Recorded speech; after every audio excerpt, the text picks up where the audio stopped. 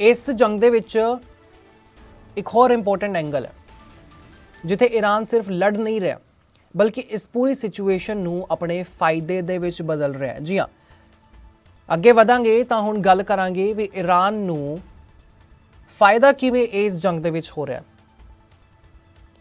अमरीका ते इजराइल दे नाल चल रही टक्कर दे विच ईरान ने मिलिटरी प्रैशर के बावजूद अपनी ऑयल इकोनॉमी नूं चलाया होया रखा और चलांदा लगातार रहा है तो ग्लोबल ऑयल मार्केट नूं भी इन्फ्लुएंस करना शुरू ईरान ने कर दिता है। सब तो पहला गल करते हैं खार्ग आइलैंड की, जो ईरान का सब तो वड्डा ऑयल एक्सपोर्ट टर्मिनल है।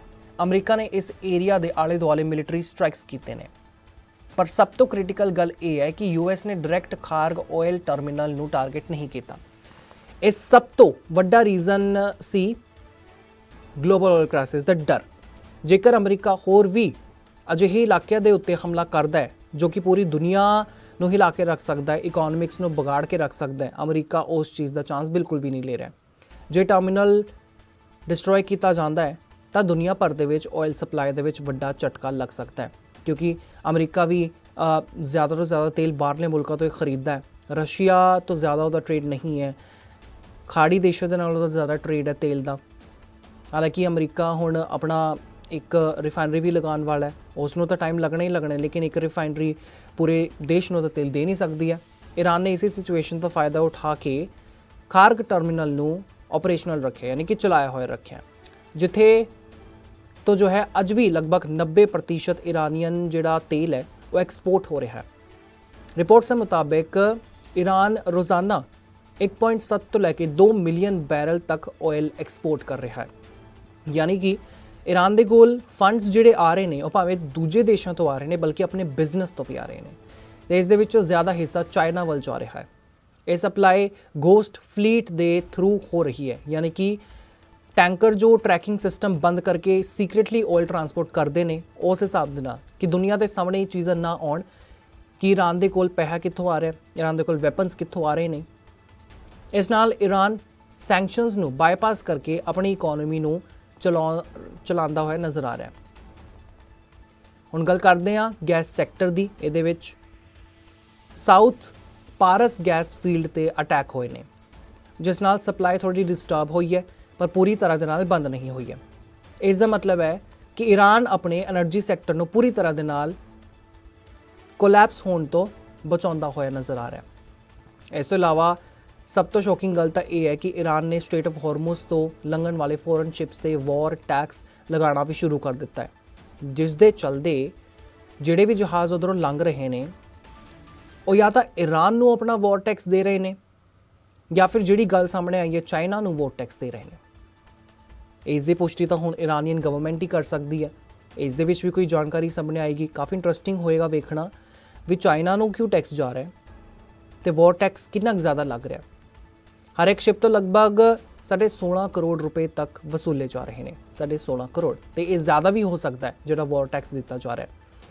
ये ईरान के लिए एक होर रेवन्यू सोर्स बन गया,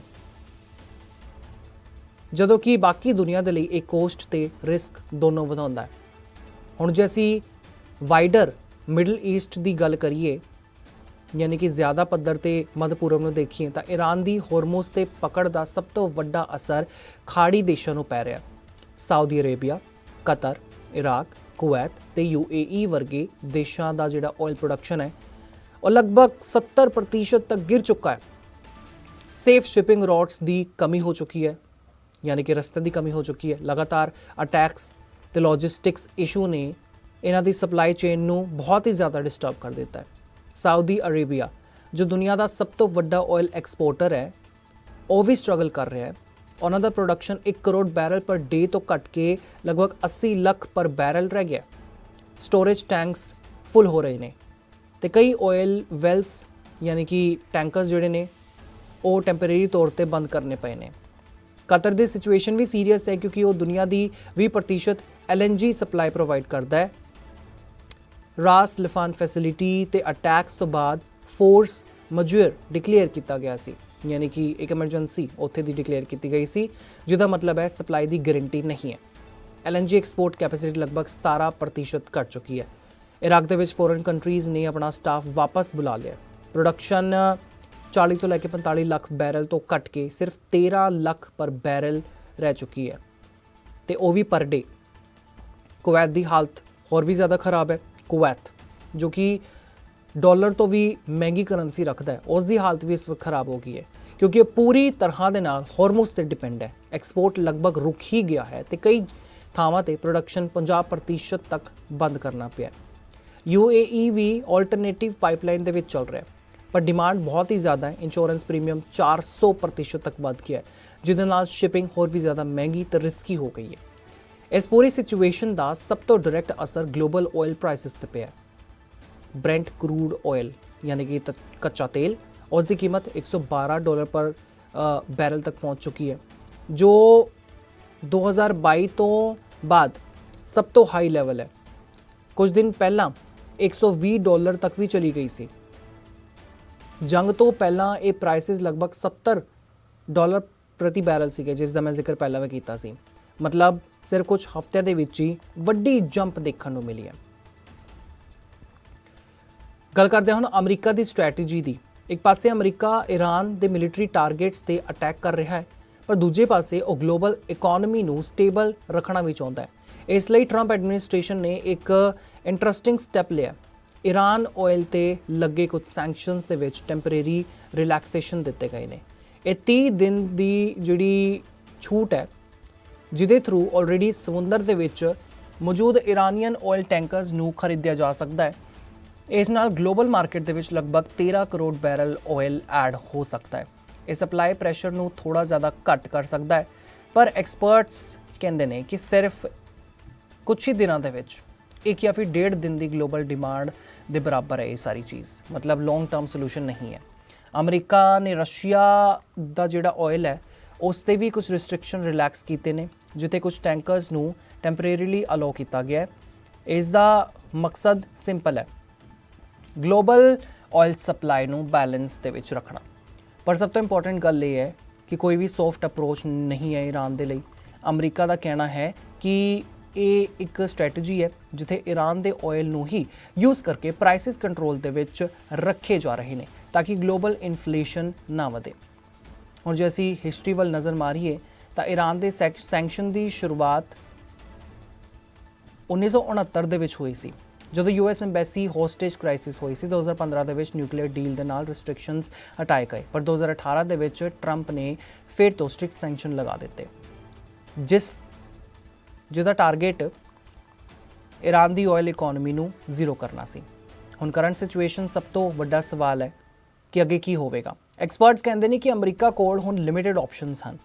ਜਾਂ ਤਾਂ ਉਹ ਫੋਰਸ ਯੂਜ਼ ਕਰਕੇ ਸਟ੍ਰੇਟ ਆਫ ਹਾਰਮੂਜ਼ ਨੂੰ ਖੁਲਵਾਏਗਾ ਜਾਂ ਫਿਰ ਗਲੋਬਲ ਇਕਨੋਮਿਕ ਡੈਮੇਜ ਨੂੰ ਐਕਸੈਪਟ ਕਰੇਗਾ। ਇੰਡੀਆ ਵਰਗੇ ਦੇਸ਼ਾਂ ਦੇ ਲਈ ਇਹ ਸਿਚੁਏਸ਼ਨ ਬਹੁਤ ਹੀ ਜ਼ਿਆਦਾ ਇੰਪੋਰਟੈਂਟ ਹੈ, ਕਿਉਂਕਿ ਇੰਡੀਆ ਆਪਣੀ ਆਇਲ ਦੀ 80% ਤੋਂ ਵੱਧ ਇੰਪੋਰਟ ਕਰਦਾ ਹੈ, ਜਿਹਦਾ ਵੱਡਾ ਹਿੱਸਾ ਹਾਰਮੂਜ਼ ਰੂਟ ਤੋਂ ਆਉਂਦਾ ਹੈ। ਜੇ ਪ੍ਰਾਈਸਿਸ $100 ਤੋਂ ਉੱਪਰ ਰਹਿੰਦੇ ਨੇ ਤਾਂ ਇਨਫਲੇਸ਼ਨ ਵਧੇਗੀ ਤੇ ਇਕਨੋਮੀ ਤੇ ਪ੍ਰੈਸ਼ਰ ਆਏਗਾ। ਇਹ ਕਹਿਣਾ ਗਲਤ ਨਹੀਂ ਹੋਵੇਗਾ ਕਿ ਈਰਾਨ ਨੇ ਇਸ ਜੰਗ ਨੂੰ ਸਿਰਫ ਮਿਲਟਰੀ ਕਨਫਲਿਕਟ ਹੀ ਨਹੀਂ ਬਲਕਿ ਇਕਨੋਮਿਕ ਗੇਮ ਦੇ ਵਿੱਚ ਵੀ ਬਦਲ ਦਿੱਤਾ ਹੈ। ਜਿੱਥੇ ਇੱਕ ਪਾਸੇ ਬੰਬਸ ਤੇ ਮਿਸਾਈਲਸ ਚੱਲ ਰਹੇ ਨੇ, ਉੱਥੇ ਹੀ ਦੂਜੇ ਪਾਸੇ ਤੇਲ, ਸਪਲਾਈ ਚੇਨ ਤੇ ਗਲੋਬਲ ਮਾਰਕੀਟ ਦੀ ਪੋਲਿਟਿਕਸ ਦੇ ਵਿੱਚ ਚੱਲ ਰਹੀ ਹੈ ਜੰਗ। ਇਹ ਜੰਗ ਹੁਣ ਸਿਰਫ ਜ਼ਮੀਨੀ ਪੱਧਰ ਤੇ ਸੀਮਿਤ ਨਹੀਂ ਹੈ, ਬਲਕਿ ਦੁਨੀਆ ਦੀ ਇਕਨੋਮੀ, ਐਨਰਜੀ ਸਿਕਿਉਰਿਟੀ ਤੇ ਫਿਊਚਰ ਜੀਓਪੋਲਿਟਿਕਸ ਨੂੰ ਸ਼ੇਪ ਕਰ ਰਹੀ ਹੈ। ਬਹੁਤ ਸਾਰੇ ਅਜਿਹੇ ਮੁੱਦੇ ਨੇ ਜਿਨ੍ਹਾਂ ਨੂੰ ਲੈ ਕੇ ਅਸੀਂ ਗੱਲ ਕਰ ਸਕਦੇ ਹਾਂ। ਤੁਹਾਡੇ ਮਨ ਦੇ ਵਿੱਚ ਵੀ ਕੋਈ ਵੀ ਸਵਾਲ ਹੋਵੇਗਾ, ਸਾਨੂੰ ਕਮੈਂਟ ਸੈਕਸ਼ਨ ਦੇ ਵਿੱਚ ਤੁਸੀਂ ਜ਼ਰੂਰ ਦੱਸ ਸਕਦੇ ਹੋ। ਅੱਜ ਦੇ ਇਸ ਖਾਸ ਪ੍ਰੋਗਰਾਮ ਦੇ ਵਿੱਚ ਅਸੀਂ ਗੱਲ ਕੀਤੀ ਹੈ ਕਿੰਨਾ ਜ਼ਿਆਦਾ ਨੁਕਸਾਨ ਅਮਰੀਕਾ, ਈਰਾਨ ਤੇ ਇਜ਼ਰਾਈਲ ਨੂੰ ਹੋਇਆ। ਉੱਥੇ ਹੀ ਜਿਹੜਾ ਨਿਊਯਾਰਕ ਦੇ ਵਿੱਚ ਜਹਾਜ਼ क्रैश ਹੋਇਆ ਹੈ। मेरी प्रॉपर्टी टिल पोजेशन तक बिकी नहीं, पर मैंने अपना हौसला नहीं छोड़ा कि नहीं कोई बात नहीं, बना के बेचेंगे, पोजेशन देके बेचेंगे, कोई दिक्कत नहीं है। उसने अपनी प्रॉपर्टी फर्स्ट डे बेच दी सारी, फर्स्ट डे। आप ये देखो 1 करोड़ की प्रॉपर्टी को 4 करोड़ में बेची है 4 टाइम में, बट अल्टीमेटली फिर भी उसको लॉस हुआ। वो कैसे? वो डिलीवरी नहीं दे पाएगा, कैसे दे पाएगा? 4 लाख रुपए वो डिवर्जन ऑफ फंड्स फिर कहीं ना कहीं लगाएगा, वाह वो प्रोजेक्ट चलेगा नहीं चलेगा पता नहीं क्या होगा डेफिनेटली। तो उसमें लोटी भी परेशान होगा। लोटी को जो 4 करोड़ का प्रोडक्ट लिया वो उसका 50 लाख का भी नहीं बिकेगा, क्योंकि प्रोजेक्ट पूरा ही नहीं हुआ।